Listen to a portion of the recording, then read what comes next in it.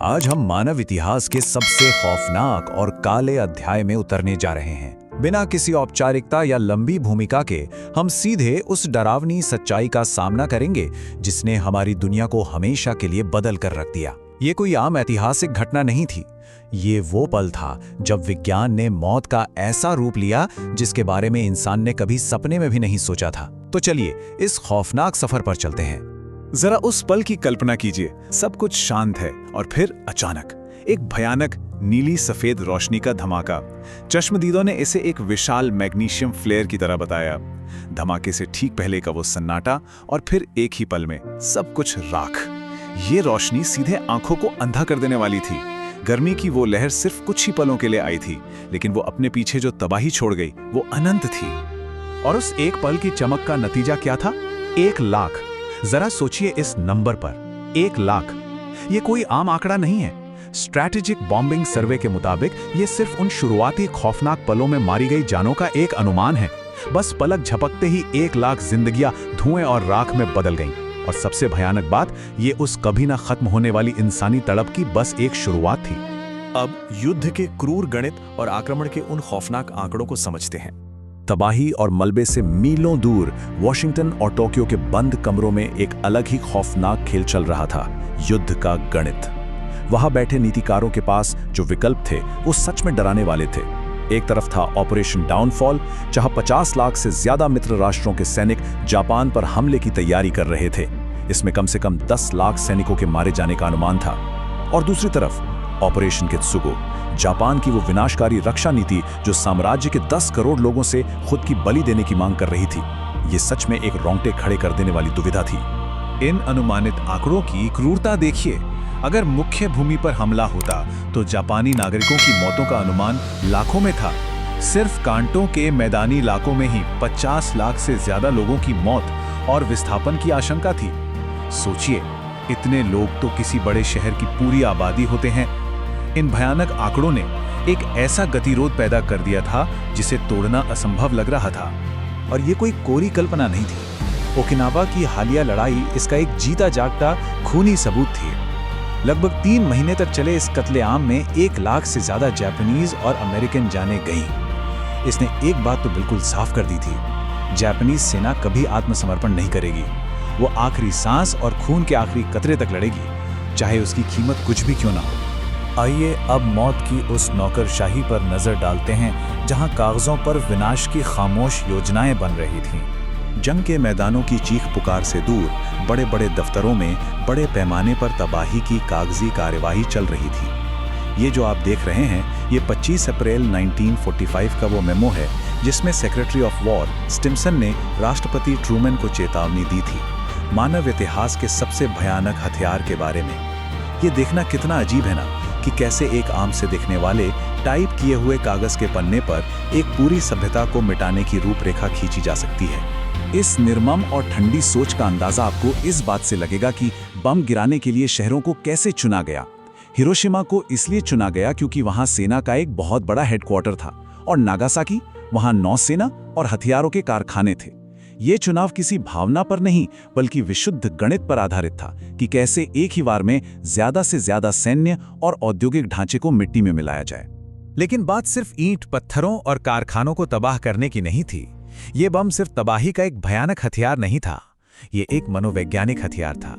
इसका असल मकसद था जापानी शासकों के दिमाग में ऐसा खौफ पैदा करना, उनकी रूह को इस कदर झकझोरना कि उनके पास घुटने टेकने के अलावा कोई और रास्ता ही न बचे। एक ही झटके में पूरी कौम का मनोबल तोड़ देना, यही इसकी सबसे खौफनाक ताकत थी। अब दफ्तरों की उस ठंडी नौकरशाही से निकलकर जमीन पर हुई तबाही और इंसानी आघात की उस डरावनी हकीकत का सामना करते हैं। जमीन पर जो हुआ वो रूह कंपा देने वाला था। कल्पना कीजिए, 1 मील दूर खड़े इंसान की त्वचा बुरी तरह झुलस गई। 3rd degree Burns. घरों की छतों पर लगी मिट्टी की टाइलें 1800 डिग्री सेल्सियस की भयानक गर्मी में उबलने लगी थी। इंसानी बोन मैरो पूरी तरह खत्म हो गई और सफेद रक्त कोशिकाएं जानलेवा स्तर तक गिर गई। और जो लोग ग्राउंड जीरो के सबसे करीब थे, उनके शरीर इस कदर जल गए कि वो सिर्फ राख के ढेरों में बदल गए।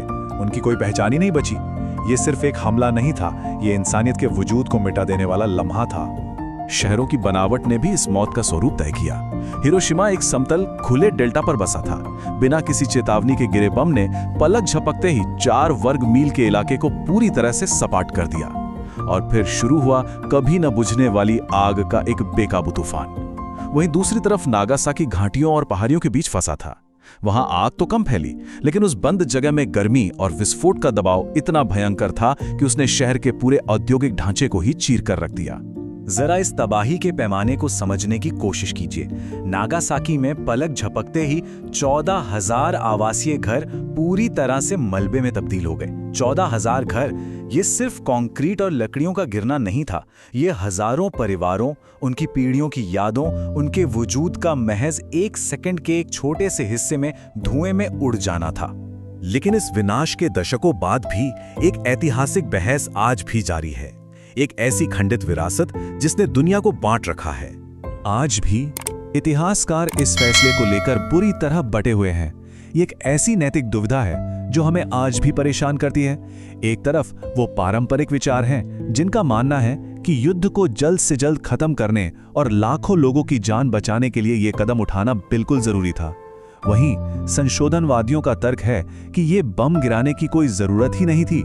उनके मुताबिक जापान तो पहले ही हार मान चुका था और इस भयानक तबाही का असली मकसद सिर्फ और सिर्फ सोवियत संघ के दिलों में खौफ पैदा करना था। कुछ दृष्टिकोणों से देखें तो 1945 के ये परमाणु हमले सिर्फ द्वितीय विश्व युद्ध का अंत नहीं थे। ये पूरी दुनिया और खासकर सोवियत संघ के लिए एक चेतावनी थी कि अमेरिका के पास बेजोड़ और अकल्पनीय ताकत है। हिरोशिमा और नागासाकी की उस राख पर दरअसल पूंजीवाद बनाम साम्यवाद के एक नए खतरनाक वैचारिक संघर्ष की नींव रखी जा रही थी। अगस्त 1945 के उन दिनों ने हमारी मानवता और दुनिया को हमेशा के लिए बदल दिया। इसकी गूंज आज भी सुनाई देती है। आप चाहे जिस भी तर्क को माने, एक बात तो तय है, अगस्त 1945 ने हमारी आधुनिक सभ्यता की दिशा हमेशा के लिए बदल दी। Secretary of war Henry Stimson ने दुनिया को एक बहुत ही डरावनी हकीकत का आईना दिखाया। उन्होंने कहा, इंसान की खुद को नष्ट करने की क्षमता अब लगभग पूरी हो चुकी है। ये शब्द आज भी हमें डराते हैं। ये हमें याद दिलाते हैं कि हमारी तकनीक हमारी नैतिकता से बहुत आगे निकल चुकी है।